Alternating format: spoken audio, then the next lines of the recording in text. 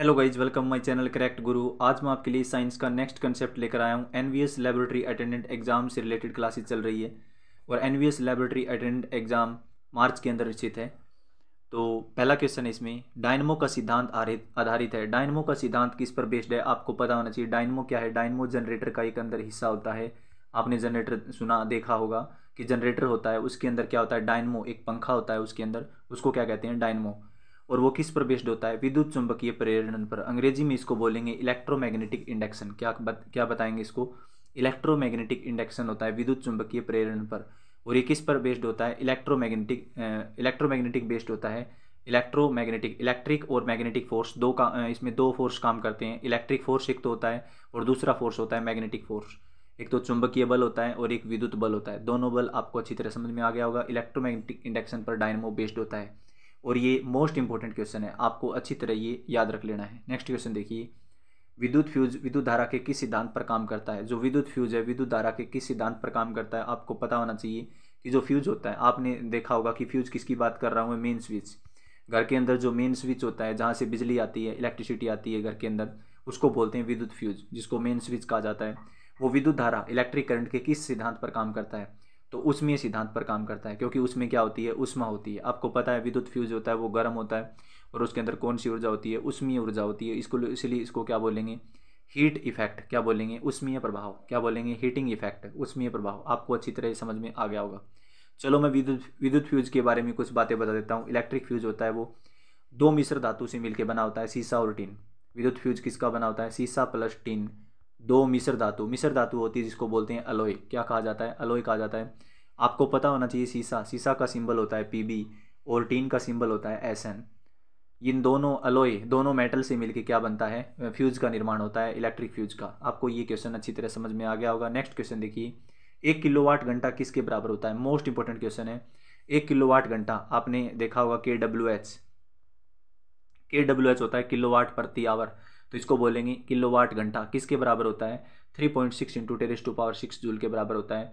3.6 गुणा 10⁻⁶ जूल इसके हिसाब से होगा। अब आप सोच रहे होंगे जूल क्या है? जूल काम की यूनिट है, वर्क की जो SI यूनिट है, वर्क की SI यूनिट है, काम की जो SI यूनिट है वो क्या होगी? SI मात्रक होगा, वो होगा जूल।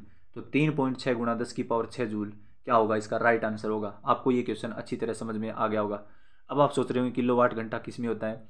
1 किलोवाट घंटा की वैल्यू 1 यूनिट के बराबर होती है। किसके बराबर होती है? 1 यूनिट के बराबर होती है। 1 किलोवाट घंटा की वैल्यू किसके बराबर होती है? 1 यूनिट के बराबर होती है। 1 यूनिट आपने सोचा होगा, जैसे बिजली का बिल आता है घर में, तो क्या होता है उसमें? कितने यूनिट बिजली, कितने यूनिट खर्च हुई है बिजली के अंदर? तो आपको पता होना चाहिए 200 यूनिट, 300 यूनिट, तो वो किलोवाट घंटा ही होती है। तो जितने भी क्वेश्चन है वो करेक्ट गुरु चैनल पे बताए जा रहे हैं। उम्मीद आपको ये वीडियो अच्छी तरह समझ में आ रहा होगा। नेक्स्ट क्वेश्चन देखिए, चुंबकीय क्षेत्र का SI मात्रक क्या है? चुंबकीय क्षेत्र मैग्नेटिक फील्ड का SI मात्रक क्या है? तो मैग्नेटिक फील्ड का SI मात्रक है टेस्ला। मैग्नेटिक फील्ड की जो SI यूनिट क्या होगी? आपको पता होना चाहिए कि जो मैग्नेटिक फील्ड है उसकी SI यूनिट होगी टेस्ला। ये मोस्ट इंपॉर्टेंट क्वेश्चन है। नेक्स्ट क्वेश्चन देखिए, एक बार मैं फेराड के बारे में बता देता हूँ। ये इलेक्ट्रिक कैपेसिटेंस की यूनिट है फेराड। इलेक्ट्रिक कैपेसिटेंस की यूनिट क्या है? फेराडे। नेक्स्ट क्वेश्चन, विद्युत घंटी किस प्रभाव पर काम करती है? विद्युत घंटी किस प्रभाव पर काम करती है? जो विद्युत घंटी इलेक्ट्रिक बेल होती है वो चुंबकीय प्रभाव पर काम करती है, मैग्नेटिक इफेक्ट पर काम करती है। मोस्ट इंपॉर्टेंट क्वेश्चन है, इसको अच्छी तरह याद रख लेना। नेक्स्ट क्वेश्चन देखिए, चुंबकीय बल क्षेत्र का SI मात्रक क्या है? चुंबकीय बल क्षेत्र मैग्नेटिक फील्ड का SI मात्रक क्या है? न्यूटन प्रति एम्पियर मीटर। न्यूटन प्रति एम्पियर मीटर, न्यूटन प्रति एम्पियर और मीटर किसकी यूनिट होगी? चुंबकीय बल की SI यूनिट होगी। तो अब आप सोच रहे होंगे एम्पियर किसकी यूनिट होती है? एम्पियर इलेक्ट्रिक करंट की यूनिट होती है। आपने इलेक्ट्रिसिटी के चैप्टर में ये चीज़ें डिस्कस पढ़ी होगी कि इलेक्ट्रिक करंट की जो SI यूनिट है वो एम्पियर होती है। बल फोर्स की यूनिट क्या होती है? न्यूटन होती है। और लेंथ की यूनिट क्या होती है? मीटर होती है। तो चुंबकीय बल क्षेत्र का SI यूनिट होता है न्यूटन प्रति मीटर, एम्पियर मीटर। तो मैग्नेटिक फील्ड कहा जाएगा इसको अंग्रेजी में। नेक्स्ट क्वेश्चन देखिए, विद्युत धारा के प्रवाह से दक्षिण से उत्तर दिशा में हो तो दिक्सूचक का विक्षेपण क्या होगा? विद्युत धारा का प्रवाह, जो विद्युत धारा का प्रवाह दक्षिण से उत्तर दिशा में हो, साउथ से नॉर्थ की तरफ हो, साउथ से किसकी तरफ हो? साउथ से नॉर्थ की तरफ हो विद्युत धारा का प्रभाव, तो दिक्सूचक क्या होता है? कंपास, जिसको सुई कहते हैं। कंपास जानते हो? जो सुई होती है जो डायरेक्शन के बारे में बताती है, नॉर्थ साउथ डायरेक्शन के बारे में। जो जितने भी आर्मी के जवान होते हैं वो कंपास यूज करते हैं। जो कई बार वो डायरेक्शन वगैरह भूल जाते हैं। तो दिक्सूचक का विक्षेपण किसकी तरफ होगा, पश्चिम की ओर होगा। किसकी तरफ होगा, पश्चिम की ओर होगा। और ये मैग्नेटिक बेस्ड होती है, मैग्नेट होती है इसके अंदर। नेक्स्ट क्वेश्चन देखिए, लघु पथन के समय परिपथ में विद्युत धारा का मान क्या होता है। लघु पथन के समय, लघु पथन क्या होता है, शॉर्ट सर्किट कहा जाता है इसको अंग्रेजी में। क्या कहा जाता है, शॉर्ट सर्किट, मतलब तार का आपस में भिड़ जाना, आग लग जाना किसी भी परिपथ के अंदर, किसी भी सर्किट में, किसी भी जो बोर्ड के अंदर इलेक्ट्रिक बोर्ड होता है उसके अंदर क्या आग लग जाना, उसको बोलते हैं शॉर्ट सर्किट, लघु पथन। तो उसमें विद्युत धारा का मान क्या हो जाएगा, बढ़ जाएगा, इसलिए क्या हो जाएगा, शॉर्ट सर्किट हो जाएगा। तो बहुत अधिक बढ़ जाता है, इसका राइट आंसर होगा बहुत अधिक बढ़ जाता है। नेक्स्ट क्वेश्चन देखिए, विद्युत मोटर की क्रिया आधारित है। विद्युत मोटर आपने सुना ही होगा, इलेक्ट्रिक मोटर की बात चल रही है। इलेक्ट्रिक मोटर किस पे बेस्ड होता है, विद्युत धारा और चुंबकीय प्रभाव पर। किसके ऊपर बेस्ड होता है, विद्युत धारा और चुंबकीय प्रभाव, इलेक्ट्रिक करंट और मैग्नेटिक इफेक्ट पर। इलेक्ट्रिक करंट और मैग्नेटिक इफेक्ट पर विद्युत मोटर की क्रिया आधारित है। आपको ये क्वेश्चन अच्छी तरह समझ में आ गया होगा। नेक्स्ट क्वेश्चन देखिए, डायनमो से किस प्रकार की धारा प्राप्त होती है। डायनमो से किस प्रकार की धारा प्राप्त होती है। डायनमो अभी बताया था मैंने आपको, जनरेटर के अंदर एक पंखा होता है जिसको क्या कहा जाता है, डायनमो। और उसमें किस प्रकार की धारा प्राप्त होती है, दिष्ट धारा। कौन सी धारा प्राप्त होती है, दिष्ट धारा। अब आप सोच रहे होंगे दिष्ट धारा क्या है, इसको बोलते हैं डायरेक्ट करंट, डीसी। दो प्रकार की धारा होती है, एसी और डीसी। एसी और डीसी, मैं एयर कंडीशनर की बात नहीं कर रहा, अल्टरनेटिंग करंट की बात कर रहा हूँ। प्रत्यावर्ती धारा, अल्टरनेटिंग करंट और डायरेक्ट करंट। तो डायनमो के अंदर कौन सी धारा होती है, दिष्ट धारा, डायरेक्ट करंट जो एक ही डायरेक्शन में बहती रहती है, और अल्टरनेटिंग करंट दोनों डायरेक्शन में जाती रहती है।